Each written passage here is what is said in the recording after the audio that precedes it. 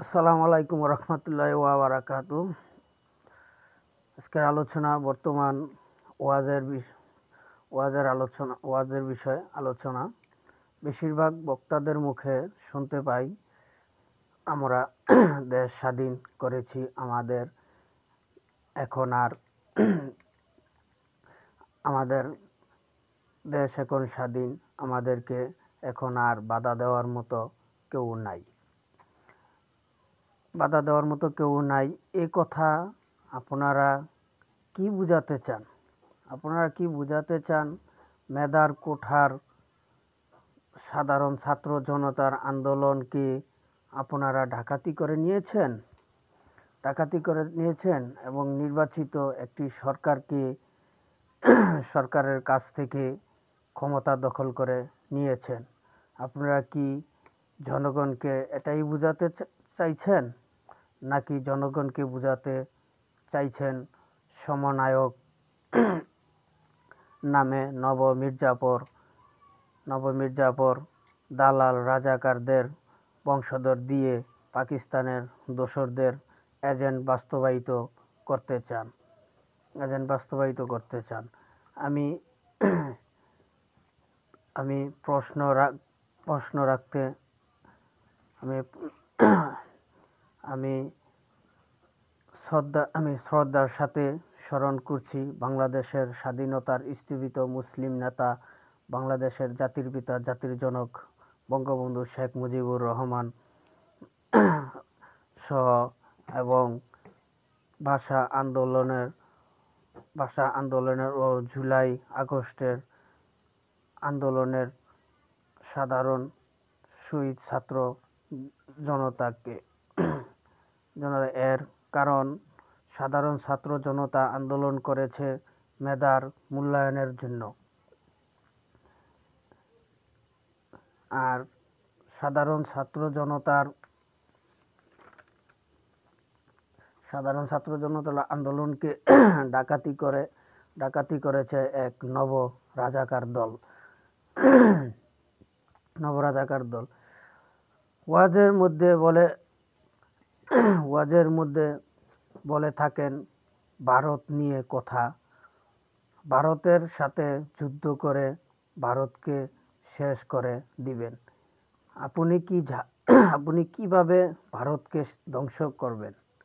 সেই কথা বলার তো কোনো মুরাদ দেখি না। আরে ভাই, আমাদের বাংলাদেশের সব ধর্মের মানুষ মিলিয়ে আছে 18 থেকে 20 কোটি, আর ভারতে শুধু আছে মুসলমানই প্রায় 50 থেকে 60 কোটি, শুধু মুসলমানই। তাহলে আপনি সেখানে কিভাবে ভারতের সাথে যুদ্ধ করার মিথ্যে আশ্বাস দেখান জনগণকে? শুনেন ভাই, আপনারা আমাদের কাছে যেমন আমাদের বাংলাদেশটা প্রিয়, ঠিক তেমনি ভারতের জনগণের কাছে ভারত প্রিয়। আপনি যখন ভারতের সাথে যুদ্ধ করবেন তখন কিন্তু ভারত ওই 50-60 লাখ মুসলিম জনগণ বসে আঙ্গুল চুষবে না, আপনার ঘাড়ে চেপে ধরবে। তবে আশা করি দেশের জনগণ আর দ্বিতীয়বার বোকা হবে না, আর বোকা বানাতে পারবেন না দেশের মানুষকে। আর দ্বিতীয়বার বোকা বানানো যাবে না, আর বোকা বানাতে কেউ পারবেও না। যতই ওয়াজে কথা বলুক মুন্সিরা, এরা ভারতকে ধ্বংস করে ফেলবে, এটা করব সেটা করব, এই যে ওয়াজে কথাগুলো বলাতে ভারতের এই 50-60 কোটি মুসলিম কি তখন তারা চায় থাকবে? তখন তারা চায় থাকবে না, কিন্তু তখন তারা তাদের দেশ রক্ষার স্বার্থে তারাও যুদ্ধে নামবে। তখন আপনারা কোথায় যাবেন? যেখানে 140 থেকে 45 কোটি জনগণের দেশ, আর আমরা মাত্র সব ধর্মের লোক মিলাইয়া 18 থেকে 20 কোটি জনগণের দেশ। তাহলে আমরা কিভাবে মিথ্যা স্বপ্ন দেখি আর কিভাবে এই মিথ্যা স্বপ্ন দেখায়? কোরআন কি বলছে? কোরআন তো, ইসলাম তো এগুলো বলে না। ইসলাম বলছে, কোরআন বলছে যে মুসলিমকে শিক্ষা প্রদান করো, বিধর্মীকে ইসলামের দাওয়াত দাও। তাই আপনারা যদি মানুষকে দাওয়াত না দিয়া ইসলাম থেকে দূরেই রাখেন, ধ্বংসই করতে চান, তাহলে এটা কি ইসলামের মধ্যে পড়ে? পড়ে না। তাহলে ইসলামের দোহাই দিয়া আপনারা রাজনীতিটা বন্ধ করেন, দেশকে বাঁচান, ইসলামকে বাঁচান, সঠিক ইসলাম প্রচার করেন, মুসলিম জাতিকে সঠিক ইসলাম শিক্ষা প্রদান করেন এবং সমগ্র জাতিকে ইসলামের সঠিক দাওয়াত দেন। তাহলে মানুষ ইসলাম গ্রহণ করবে, সঠিক ইসলাম শিক্ষা গ্রহণ করবে, ইসলাম ধর্ম গ্রহণ করবে, মানুষ সঠিক পথে আসবে। আর কারণ দেশের মানুষ বুঝে গেছে কিভাবে জুলাই আগস্টের আন্দোলন ডাকাতি করা হয়েছে। যেমন মুজিব কোর্টের বিষয় আমি শুনেছি অনেক আলেম ওলামাদের কাছ থেকে মুখ থেকে। এই মুজিব কোর্ট আলেমরা দিয়েছে শেখ মুজিবুর রহমানকে ভালোবেসে। কারণ শেখ মুজিবুর রহমান বলেছিল ভাষণে, এবারের সংগ্রাম স্বাধীনতার সংগ্রাম, এবারের সংগ্রাম মুক্তির সংগ্রাম, এবারের সংগ্রাম আমাদের স্বাধীনতার সংগ্রাম, মুক্তির সংগ্রাম। রক্ত যখন দিয়েছি, রক্ত আরও দেব, তবু দেশকে স্বাধীন করে ছাড়ব ইনশাআল্লাহ। তাই এই ইনশাআল্লাহ কথাটার উপরে কিন্তু আল্লাহর একটা রহমতে, তার নেতৃত্বে 1971 সালে এই দেশ স্বাধীন হয়েছে। আর এই দেশ স্বাধীন হয়েছে সেই জন্য আলেমরা ভালোবেসে বাংলাদেশের স্বাধীনতার স্থীপিত মুসলিম নেতা, বাংলাদেশের জাতির পিতা, জাতির জনক বঙ্গবন্ধু শেখ মুজিবুর রহমানকে এই কোর্টটি উপহার হিসাবে দিয়েছিল আলেম ওলামারা। আর আজ আপনারা সেই আলেমদেরকে আওয়ামী দালাল বলেন। আপনাদের কথার জবাব দেশের জনগণই একদিন তারা দিবে। একদিন তারা দালাল ছিল নাকি আপনারা দেশ বিরোধী চক্রান্তকারীদের দালাল, সেটা এদেশের জনগণই প্রমাণ করবে।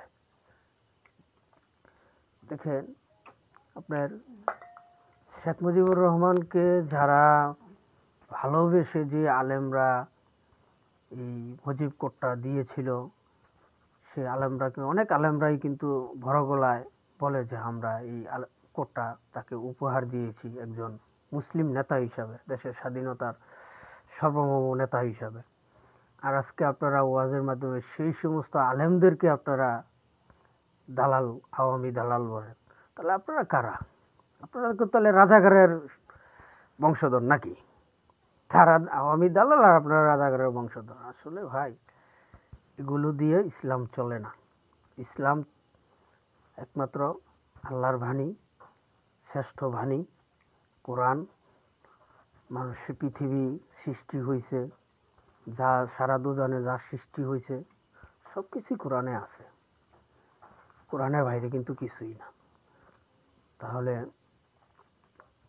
আশা করি দেশের মানুষকে আপনারা সঠিক ইসলাম প্রচার করবেন, সঠিক ইসলাম এর দিকে মানুষকে আকর্ষিত করবেন। এই নব রাজাকার, দালাল, মির্জাফর পাকিস্তানের দূষরদের কাছ থেকে সরে আসবেন। কারণ 1971 সাল এটা ভোলা যাবে না। এটা মুক্তিযুদ্ধের দেশ, মুক্তিযুদ্ধের সপক্ষের দেশ, এটা কখনো অস্বীকার করা যাবে না। এর বাইরে যদি কেউ কিছু চিন্তা করে থাকেন বা করেন, তাহলে সেটা হবে একমাত্র রাজাকারের পরিচয়, রাজাকারের বংশধর হিসাবেই তাদেরকে গণ্য করা হবে। দিন শেষে এই দেশ মুক্তিযুদ্ধের দেশ, মুক্তিযুদ্ধের সপক্ষের দেশ, কোনো রাজাকারের দেশ না, কোনো আলবদল মির্জাপুরের দেশ না। তবে এই বাংলার মাটিতে এই যতই রাজাকার মির্জাপুর উদয় হোক, তাদের ধ্বংস হবেই। এটা ধ্বংস আগের থেকেও হয়ে এসছে, ভবিষ্যতেও হবে। কখনোই এই রাজাকার বংশধররা টিকতে পারবে না। এজি তো ক্ষমতা পেয়েছে ক্ষণস্থায়ীর জন্য, মুনাফিকরাও ক্ষণস্থায়ীর জন্য পেয়েছে ক্ষমতা, এবং এই বর্তমান আলেম নামে রাজাকার সমর্থিত জালেমরাও কিছুদিনের জন্যই থাকতে পারবে, বেশি দিনের জন্য থাকতে পারবে না। তারাও চিরস্থায়ী থাকতে পারবে না। তাদেরকেও বিতাড়িত হতে হবে জনগণের কাছ থেকে, আর জনগণ তাদেরকে বিতাড়িত করবেই। কারণ এটা মুক্তিযুদ্ধের দেশ, মুক্তিযুদ্ধের সপক্ষের দেশ। সকল মুক্তিযুদ্ধের আত্মত্যাগের বিনিময়ে এই দেশ স্বাধীন হয়েছে। 30 লক্ষ শহীদদের বিনিময়ে দেশ স্বাধীন হয়েছে। 2 লক্ষ মা বোনদের ইজ্জতের বিনিময়ে দেশ স্বাধীন হয়েছে। এই দেশ বাংলাদেশের স্বাধীনতার স্থীপিত মুসলিম নেতা, বাংলাদেশের জাতির পিতা, জাতির জনক বঙ্গবন্ধু শেখ মুজিবুর রহমানের নেতৃত্বে এই দেশ স্বাধীন হয়েছে। এই দেশ জিয়াউর রহমানের অবদান আছে, কারণ বঙ্গবন্ধুর নেতৃত্বে জিয়াউর রহমান বাংলাদেশের স্বাধীনতার ঘোষণা প্রকাশ করছে। সেটা ভুলা যাবে না, এটা অস্বীকার করা যাবে না, আর মুছে ফেলাও যাবে না এই ইতিহাসকে। ইতিহাস আমাদের জন্মগতভাবে সৃষ্টির পরে আল্লাহর বাণী কোরআন, আর এই দুনিয়ার বুকে দেশ হিসাবে, দেশের স্বাধীন দেশের সর্বোচ্চ সংবিধান, সেটা আমাদেরকে মানতে হবে। সংবিধান কবর দিয়ে, সংবিধান 72-এর সংবিধান কবর দিবেন, রচনা করবেন, সেটা কখনোই দেশে সম্ভব না।